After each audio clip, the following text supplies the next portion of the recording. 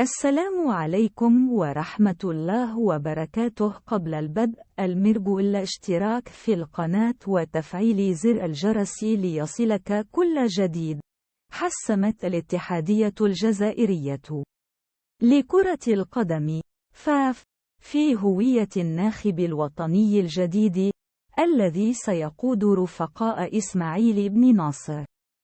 وبالرغم من أن بالماضي لم يفسخ عقده رسميا بسبب تعنثه ومطالبته بتعويضات إلى نهاية عقده، إلا أن الاتحادية التي رفضت منحه أكثر من 3 أشهر كتعويض باشرت رحلة البحث عن خليفته.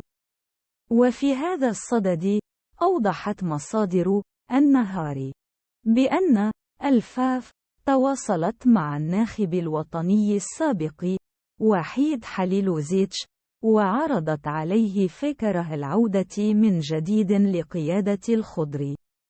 كما أبرزت ذات المصادر بأن التقنية البوسنية طلب من الاتحادية الجزائرية لكرة القدم مهلة للتفكير، مشيرة في الوقت ذاته إلى أن حليلوزيتش الذي يعتبر مطلبا جماهيريا لم يمنح بعد موافقته النهائية، ولكنه يوجد في أحسن رواق لخلافة بالماضي.